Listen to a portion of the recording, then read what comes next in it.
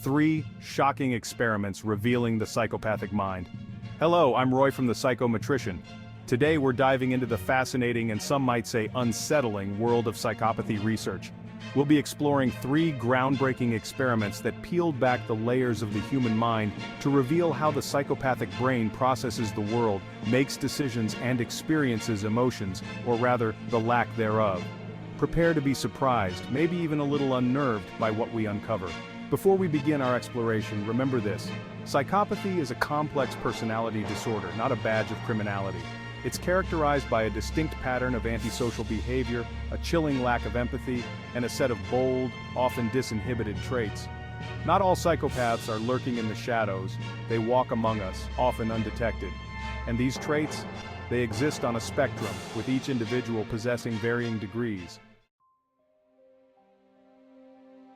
Our first stop takes us to the prestigious halls of the University of Cambridge, where researchers designed a cunning experiment to unravel the mysteries of moral decision-making in psychopathic individuals. They employed a classic ethical dilemma known as the trolley problem. Imagine this: a runaway trolley is barreling down the tracks on a collision course with 5 unsuspecting individuals. You, however, have the power to intervene, to pull a lever that diverts the trolley onto a side track. There's a catch, of course. On this side track stands a lone individual. Do you sacrifice 1 life to save 5? A morally complex decision for anyone, wouldn't you say? Now let's delve into how our 2 groups, psychopathic and non-psychopathic, responded to this unsettling scenario. The results were, to put it mildly, revealing. The non-psychopathic individuals, those who represent the majority of us, were noticeably troubled by the dilemma. They hesitated, grappled with the weight of the decision, their faces etched with a visible moral struggle. Their internal compass, guided by empathy and a sense of right and wrong, was thrown into disarray. Brain scans painted a telling picture, revealing heightened activity in areas associated with emotional processing, the very areas that make us human, that allow us to connect with the plight of others. These individuals weren't just weighing lives on a cold, calculating scale, they were feeling the emotional reverberations of the potential loss. And then there were the psychopaths. Their reactions were strikingly different, almost chilling in their detachment. They made their decisions swiftly, with an almost unsettling lack of hesitation, their faces betraying little to no emotional turmoil. It was as if they were playing a game of chess, strategizing the best move, rather than deciding the fate of human lives. Their brain scans told a story of their own. While the areas associated with rational decision-making hummed with activity, the emotional centers, the ones that lit up in the non-psychopathic group, remained eerily quiet. It was as if the emotional weight of the situation, the profound moral implications, simply failed to register. This suggests that psychopaths, when faced with moral dilemmas, rely on a different set of tools. They strip away the emotional complexities, the human element, and instead engage in a cold, calculated cost-benefit analysis. The needs of the many, or in this case the survival of the majority, outweigh the needs of the few, or the one. It's a chillingly logical approach, devoid of the emotional turbulence that defines our own moral compass. Our journey into the psychopathic mind takes us next to Vrije University at Amsterdam, where researchers delved into the realm of fear, a primal emotion that has ensured our survival for millennia. They designed an experiment to measure and compare fear responses in psychopathic and non-psychopathic individuals, and the results were nothing short of intriguing. The researchers employed a simple yet effective method. Subjects, wired to measure their physiological responses, were shown a series of images. Some were neutral, mundane scenes designed to elicit no particular response. Others, however, were designed to evoke fear, depicting threatening situations that would send shivers down the spine of the average person.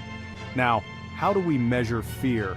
It's not always about outward displays of terror. Sometimes it's the subtlest of reactions, a quickening heartbeat, a gasp for air, or in this case the involuntary flicker of an eyelid, the body's natural startle reflex. And it was this startle response, measured through minute eye blinks, that revealed a stark difference between our 2 groups.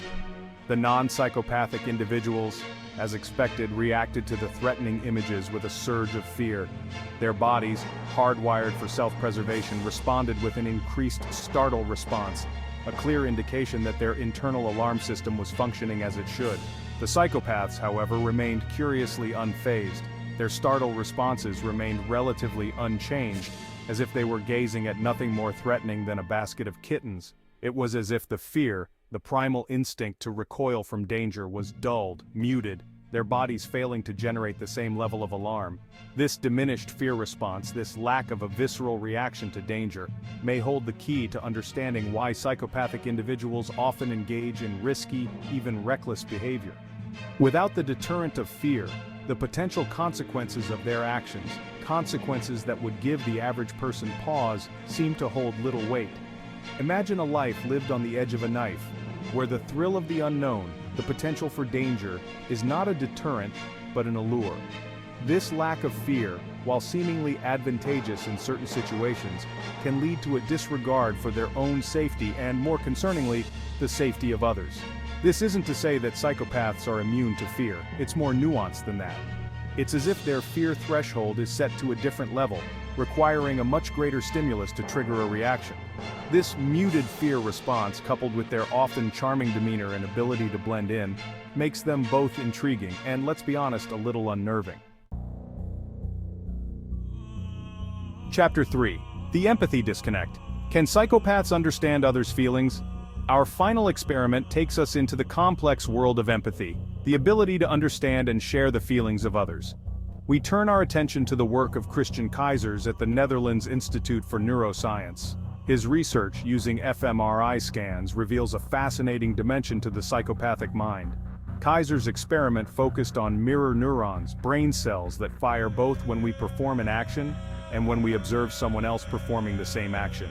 These cells, the neural basis for empathy, allow us to share others' emotions. Our brains mirror the experiences of others, sharing their emotions, pain, and joy. Keizers showed subjects videos of hands being gently stroked or painfully poked, the pleasurable sensation of gentle touch, and the painful sensation of being poked. Brain activity was monitored using fMRI scans. The results revealed a clear distinction between psychopathic and non-psychopathic groups. Non-psychopathic brains lit up in areas associated with touch and pain. Their mirror neurons fired in sync with the pain they witnessed. Psychopaths, however, showed a remarkable difference. Their brains remained quiet, as if watching a nature documentary. Their mirror neurons failed to fire as expected. It was as if they were observing from behind a pane of glass, emotionally detached. This lack of automatic empathy may explain why psychopaths struggle to understand others' emotions. It's not that they are incapable of empathy, but it doesn't come naturally. It's a conscious effort, not an innate response. Keizers asked psychopathic participants to consciously empathize, to actively imagine the pain themselves. When they made a conscious effort, their brain scans showed a surprising change. The areas associated with touch and pain flickered to life.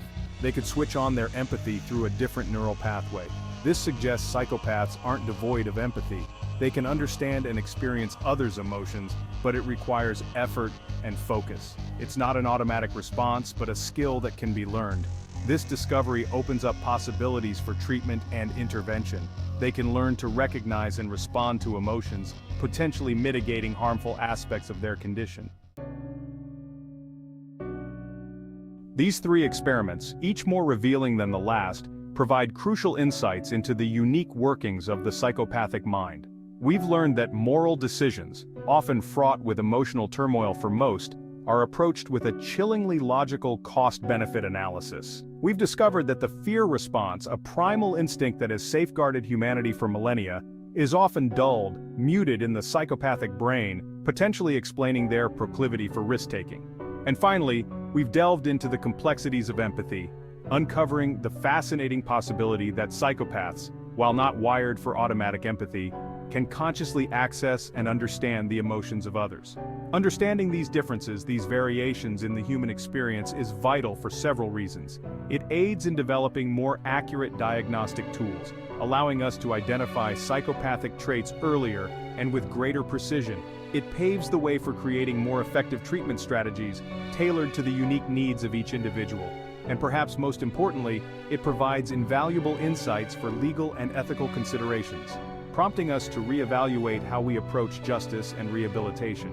Remember, while these experiments show clear differences in brain activity and behavior, psychopathy, like all human traits, exists on a spectrum. Not all individuals with psychopathic traits will exhibit these exact responses, and their capacity for empathy, moral reasoning, and emotional experience can vary greatly. This is Roy from the Psychometrician, reminding you that understanding these different minds, these variations in the human experience, helps us create a more inclusive and informed society. Stay curious, stay compassionate, and keep exploring the fascinating world of psychology.